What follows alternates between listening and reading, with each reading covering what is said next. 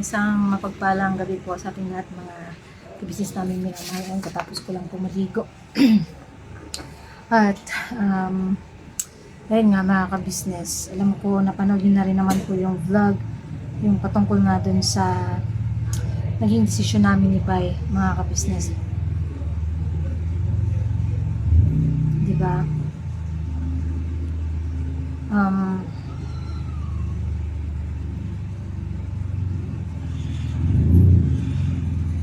Ayun, sari-sari po yung mga komento mga ka-business.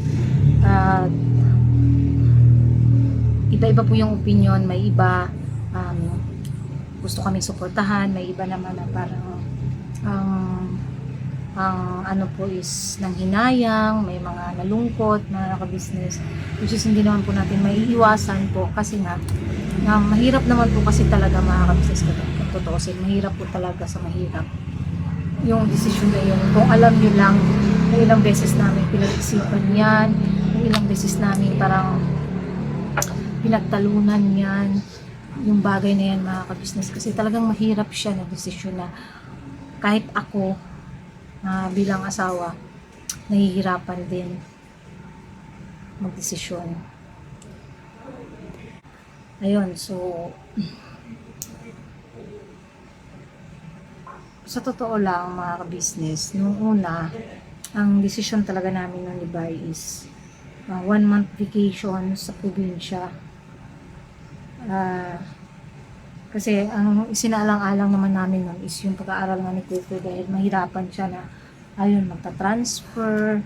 Yun nga, yun din naman ang inano ko ng Tibay. Na bago yung desisyon ko na yun, nung nagsabi si Kuya Bong na gusto niya sumama. Gusto niya magbakasyon din. Kasi sabi ko Kuya Bong sa akin, ayoko magdita ng ayoko ng 1 buwan lang. Gusto ko 2, 3 buwan. Ganun kasi sinabi ni Kuya Bong. At yun nga, nagpaalam siya kay Kuya. Which is parang naano ko na, paano kaya ito kasi baka magtampo, ganyan. So parang naano kami sa desisyon na doon muna kasi sabi niya ni Kuya Bong, gusto ko kahit 1 taon, 2 taon, sabi niya, matagal daw. Yun yung gusto niyang bakasyon. Hindi lang din natin alam kasi hindi naman siya sanay doon sa probinsya, di ba? So hindi natin alam kung ano talaga yung niya. Yun yung parang kinonsider ko, no? Kinonsider ko talaga siya mga ka-business. Kaya parang para sa akin yung desisyon na yun, pasensya na kayo, nag-ano lang ako kasi katapos ko lang po maligo.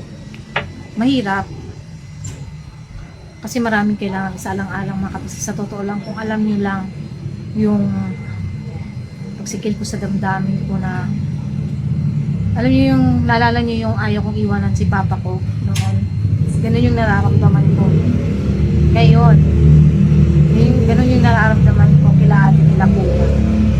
Na parang di ko kayang iwan sila. Kasi pamahal sila sa amin bilang pangalawang magulang namin. So, kinausap ko nun si Bay na yun yung maging namin, bakasyon lang. Si Bay po, mga ka-business is nag-ano siya, tawag rito,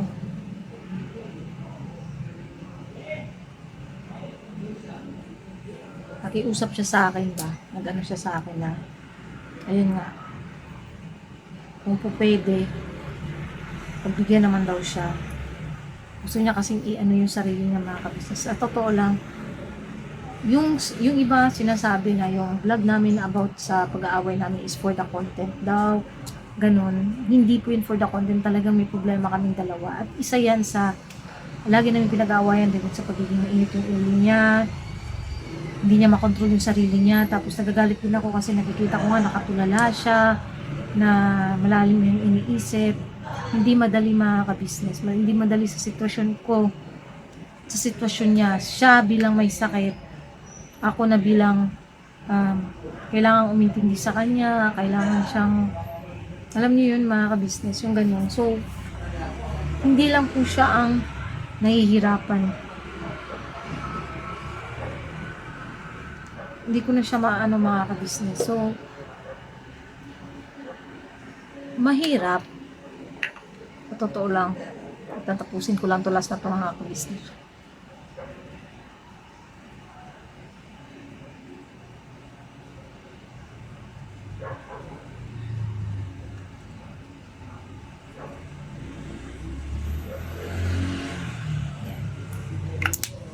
Tapos lang.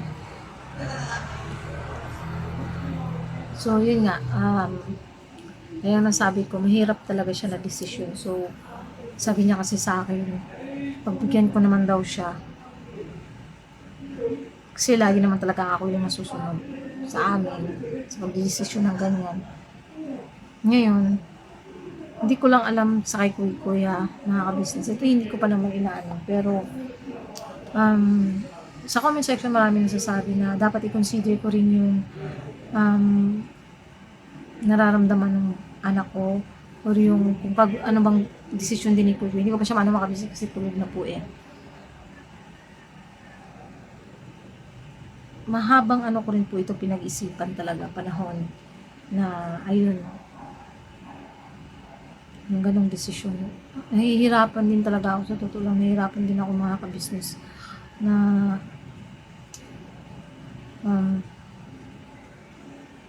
hindi ko alam kung anong dapat kong gawin. Kasi ito nga, ang isa sa inaalala ko is yung mga gamit namin. Maraming nagsabi na isakay sa van. Yes po, pwede naman. Kaya lang mga ka-business, sipin din po natin na yung van po is, syempre, may kanya-kanya rin dalang gamit ang bawat isa. No? So, hindi po yun tsaka kasya. Ang dami po naming damit. Sa totoo lang, kung sasabihin nyo naman po na ipamigay yung pong mga sinasabi kong mga damit is yung gamit ko talaga, magagamit ko, lalo na yung mga pants ko. Gamit ko po talaga yun. Tapos yung mga ibang damit naman, yun yung hindi ko, yung nasa bag na malaki, yung nakita nyo noon, na pinagpilian ko, at saka yung nasa tab na itim, yun ang hindi ko naman talaga dadalhin. Ito talaga yun. Ngayon, yung nag-iisipan namin na ipa-LBC yung mga damit, mga ka-business, kasi mahirap nga talaga siyang dalhin.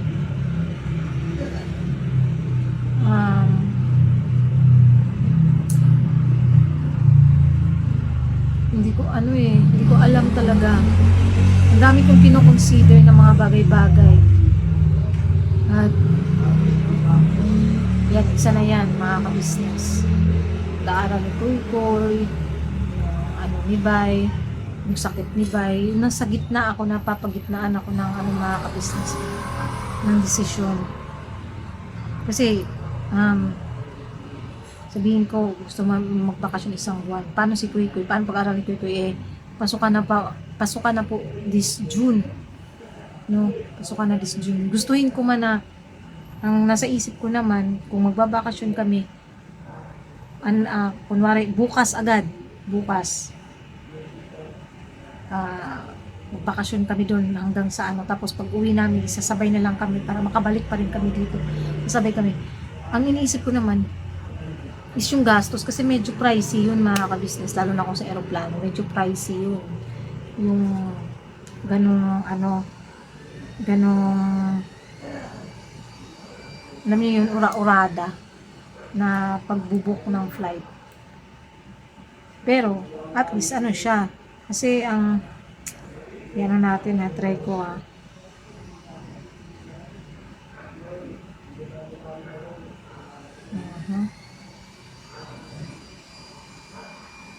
So, tayo nga, palagay natin sa Tuesday.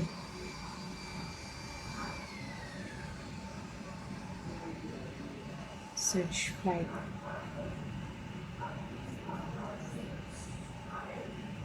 $8,000. $8,791. So, hindi kakayanin ng budget namin ganun mga ka-business. Kaya naisip ko kanina is mag-bus.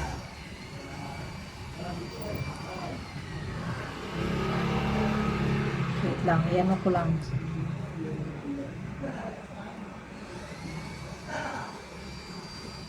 So,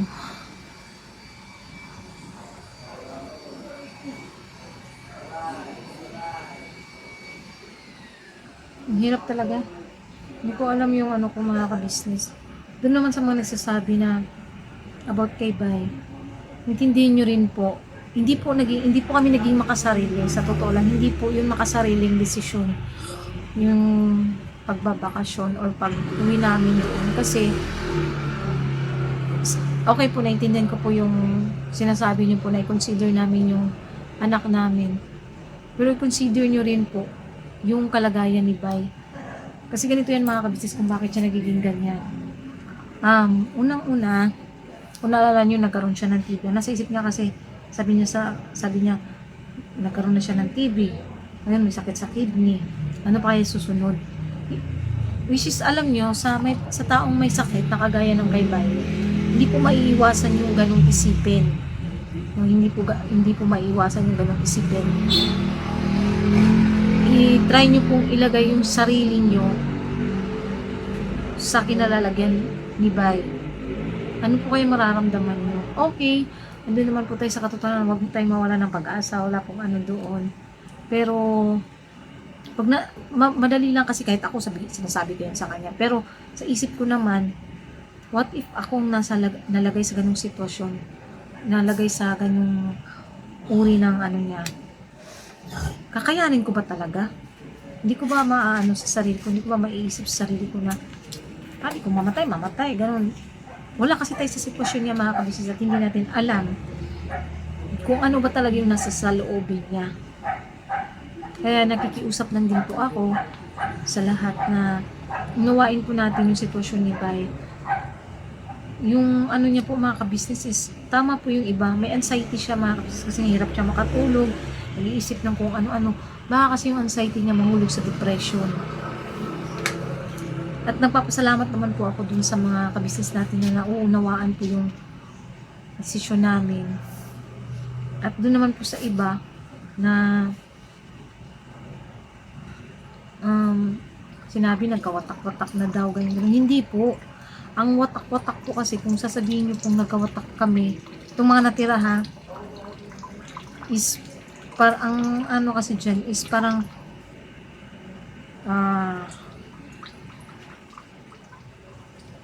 ano ba tawag dun? May something. Pero wala po kasi. Maayos po yung pagpapaalam.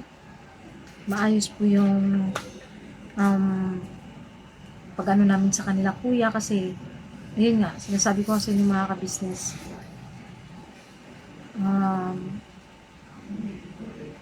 Yung respeto, lagi namin ipapanatili yung respeto namin sa kanila. Huwag alisin yung pagmamahal. Ayoko po mag-ano ng utang na loob kasi baka maging issue na naman yung utang na loob. Pero mga ka-business, isa lang may papangako ko sa inyo. Kung sakali man na ayun nga, ano yung desisyon namin,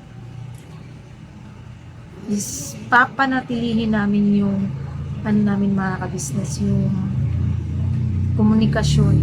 Doon kasi nagkakaproblema sa komunikasyon mga ka-business, which is yun ang hindi namin kailangang alisin at hindi namin kailanman aalisin sa ka-business. Yung gano'n na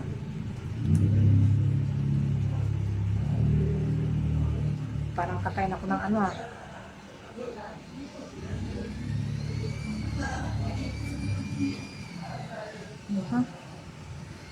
mga ka-business. Yun nga, yung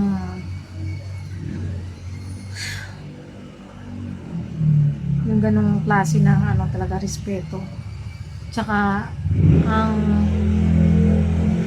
ano naman kasi kay papa ko, mga ka-business, ang tatay ko hindi po siya yung klase ng taong konsentido. Yes po, totoo po yun na namimiss talaga ni papa si Kuy Kuy kasi dahil nga po si Kuy Kuy ay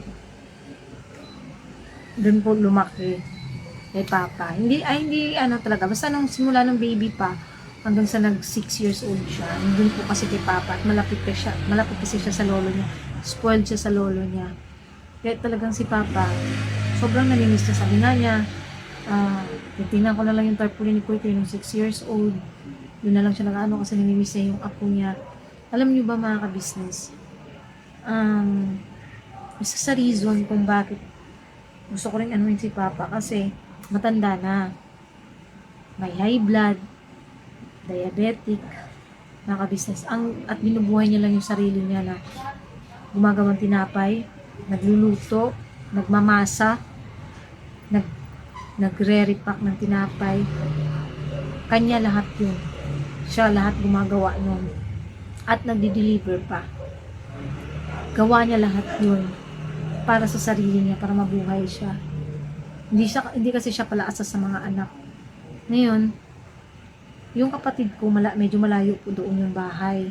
At may sariling pamilya din po yun. Marami rin pong inaasikaso, mga kabisis, lalo na may college yun. So talagang kayod-kayod din sila. Silang mag-asawa. Ngayon, ang inaalala ko, si Papa na what if kasi nag-ano sa akin minsan na nahihilo nga daw siya. Ganyan, ganun. May times na hindi siya makapag-deliver kasi lalo na ngayon sa sobrang init ng panahon. Alam niyo yun na bigla siya nahihilo, mga ka-business. Yun yung isa sa inaalala ko talaga sa kanya. Ngayon po, isa din kasi sa nagbalik sa alaala ko noon nung wala kami dyan, yung time na pinalayas kami ni Papa. Pinalayas ako. Hindi pa kami tanggap nun ni Papa kasi nga nagtanan kami nun ni Bay. Nagpuputol siya nun ng kahoy sa labas, ng puno pala. Nagpuputol siya ng puno sa labas. Umakyat siya sa ito ganitong klase ng upuan. May din. Pero matagal na kasi yun na upuan na yun. Nabali yung pinakapaanan. Nahulog si Papa, bumagsak siya sa lupa. Tapos hindi na siya makatayo. So ang ginawa niya, gumapang siya papunta sa kumpare niya. Doon siya humingi ng tulong na gusto niyang magpahilot. Kasi hirap na talaga siya, hindi siya makalakad ng maayos. Yun yung isa sa hinala ko, mga kabisnes, pasensya na kayo hindi po pagiging makasarili yun. Sa totoo lang, hindi po pagiging makasarili yung gano'n na kasi kung makasarili po ako, hahayaan ko si Papang gano'n, mag-isa sa buhay.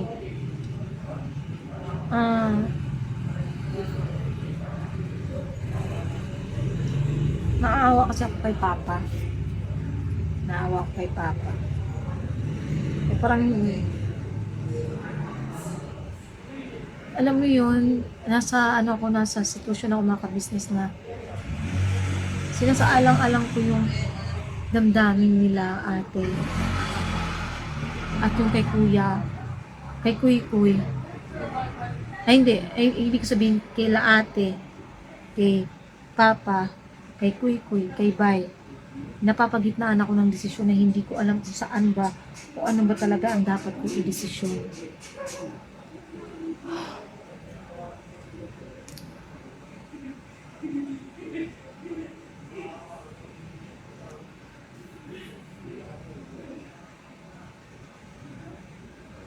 Hindi ka mga ka-business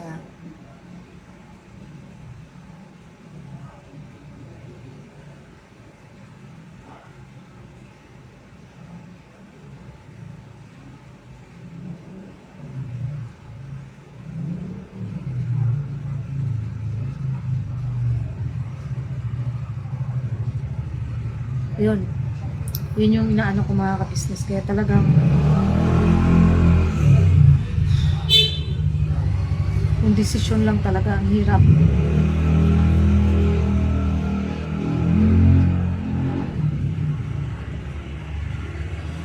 Kasi yun nga, gastos din talaga malaki.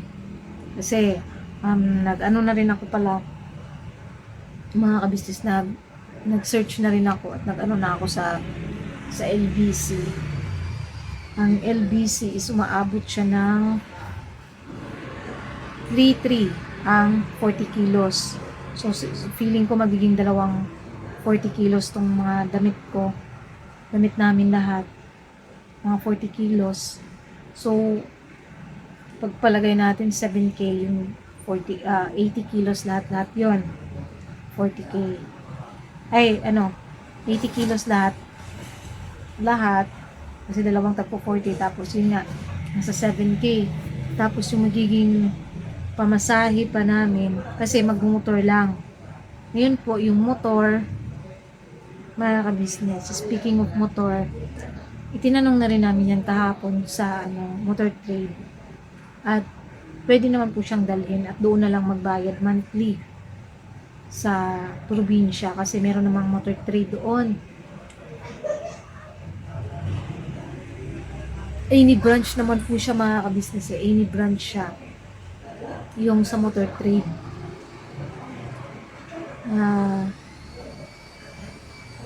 Dami ko talagang kinokonsidera.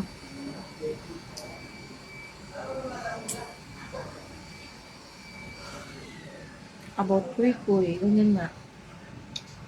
Kasi talagang maninibago siya. Although si Kuy Kuy po, sabihin ko po sa inyo mga ka-business na si Kuy Kuy po ay doon po nag-kinder.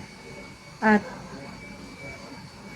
may mga kaibigan na siya talaga doon. No, pero hindi naman natin alam kung magiging kaibigan niya pa ba yan kung sakasakali, di ba? So, parang maninibago talaga siya kasi dito is half day ang pasok, doon is whole day, di ba? Iba yung standard ng school doon, iba din yung dito mga ka-business. Wait lang.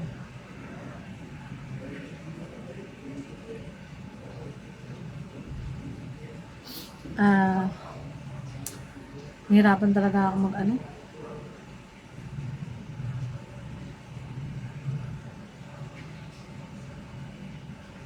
kasi gusto ni Bay kasi naibalik talaga yung katawan niya. Iba na yung katawan niya. Kanina nga, inaano ko siya kanina mga kabisis, yung paghawak ko dito sa may gilid niya, sa may baywang niya, puro buto na. Buto na yung nahawakan ko, puro buto na. As in, malalim na. Unlike sa akin na may laman ayan may laman na nahahawakan. Pagka ganunin ko, may laman. Kanya, buto. Sobrang payat niya mga kabisnes. At, ayun, Kuya Bong, nagdadalawang isip sumama kasi nga takot siyang sumakay ng eroplano. Ang ano ko kasi mga ka-business, basta hindi ko alam. Takot siyang sumakay ng eroplano kasi si Kuya Bong. Kasi nga, di ba, nabanggit din ko yun kanina na paano kung gusto mong makita si Kuya, ano mo, sabi nga ni Kuya, isasakay siya sa aeroplano kasi hindi man pwedeng magbarko siyang mag-isa. Totoo naman yun kasi baka naman mawala, hindi naman niya alam yung pasikot-sikot o lugar. Mahirap nga naman yun talaga. So,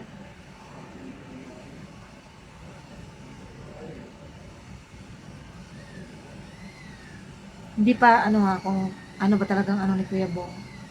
Kasi nga, nagpaalam kasi siya nung una. Tapos biglang parang siya kanina kasi nga sa pagsasakay ng aeroplano. Kaya ako hindi ko rin alam mga ka-business.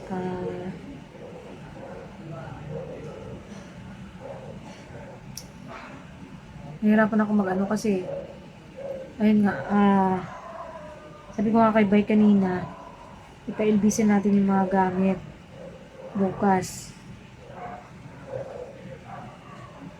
Tapos, alis na lang tayo pagka may sahod na kasi rin siya mga ka-business ano tawag dito? Yun nga, mahirap din kasi din ang budget nga po. Sobrang ako sa budget namin. Baka sabihin nyo nagpaparinig, hindi po Ito yung nagiging honest lang ako sa inyo lahat mga ka-business. Dahil mahirap naman po talaga yung ganito na kino-consider ko rin kasi yung namin, yung savings namin na nandun kay ate. Hindi rin siya sasapat talaga. Kung pamasahe, honestly, hindi siya sasapat. Kasi nasa, yun 10 mahigit. So, kung pamasahe, kasi kung is dapat na mga nasa 12 kung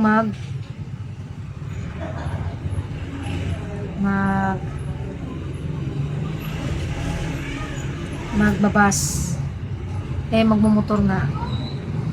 Wait lang, tara natin pag nakamotor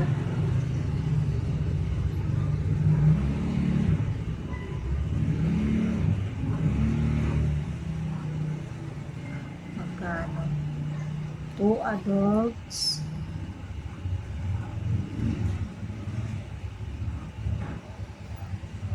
Yan o. Kung nakamotor,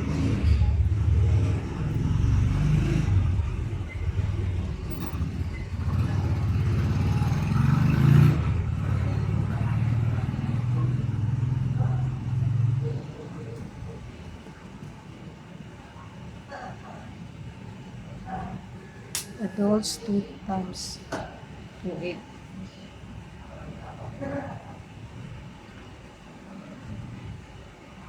So, gagastos pa ng gasolina, di ba po? Tapos, pagkain. So, kung sa motor, 2 adults, 2, 8, 1 kid, documents, huwag kalimutan, ORCR, yung lahat minsan, hinahanapan din ng traffic permit ng design na nakapangalan ng motor. Lashing. Doon na sa lalong tie down straps kung maaari. Kasi ganun secured ang motor sa loob ng barko at hindi magasgasan. Lashing. Safety, sigurin komportable ang bata mahabang biyahe sa motor loob ng barko kaya planuhin ang mga stopovers.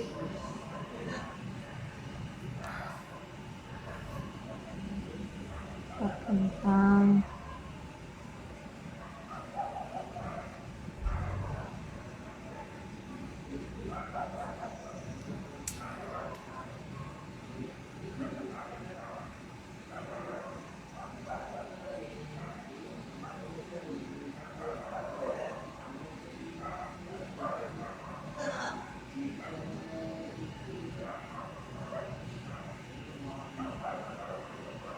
okay, hindi ko makakalimutan kasi ito sa inyong tatlong tao. So, di ito illegal. 14. Hirap talaga.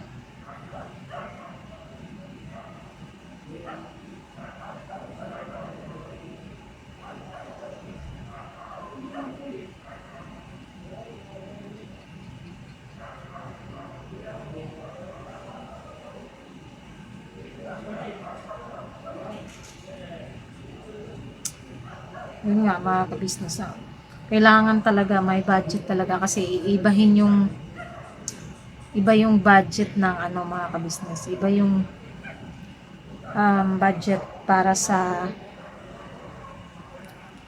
pagbabiyahe ng nakamotor kasi syempre ang pagkain, stopover. Pagka mag-stopover ka, tsak yun, kukuha ka ng kwarto na pwedeng yung matuluyan. Kahit isang gabi, makapagpahinga ng isang gabi. Maayos na pahinga.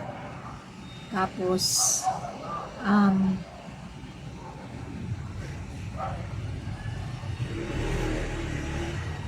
ayun. Yun yung mahirap dun.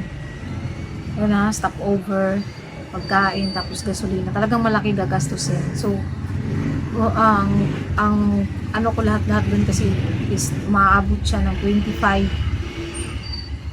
Kasama na yun yung yung sa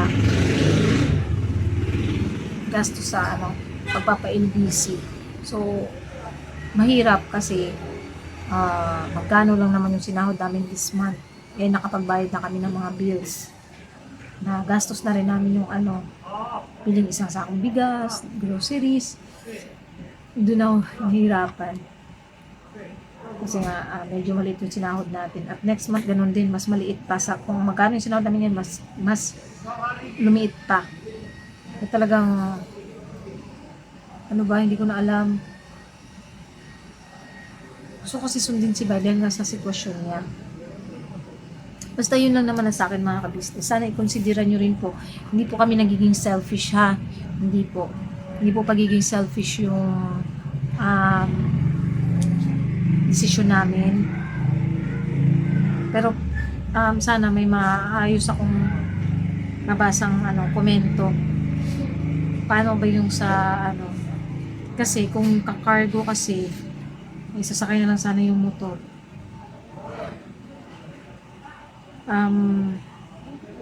Mas mahal kasi siya mga ka-business kasabay ng mga gamit. Mas mahal siya yata. Hindi ako nagkakamali. Mas mahal siya. Kaya di ko alam.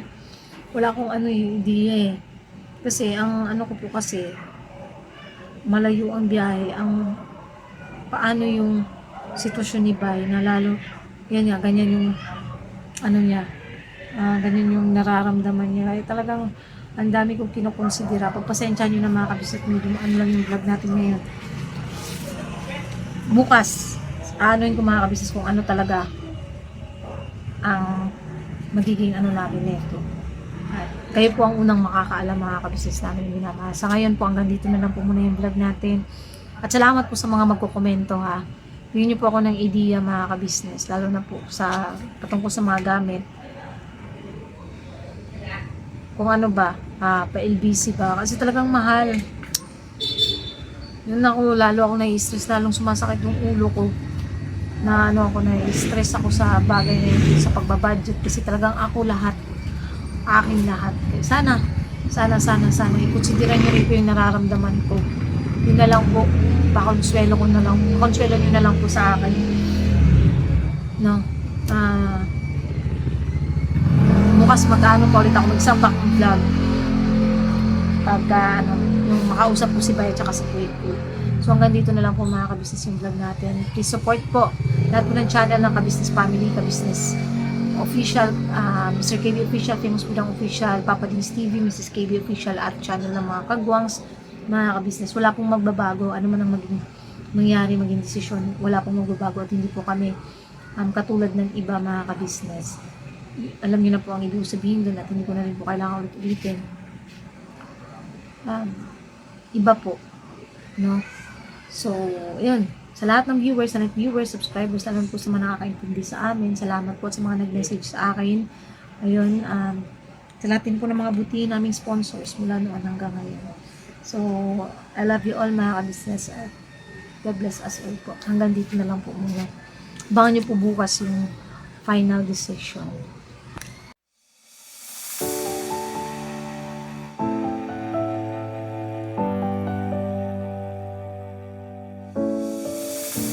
I've come so far away from home.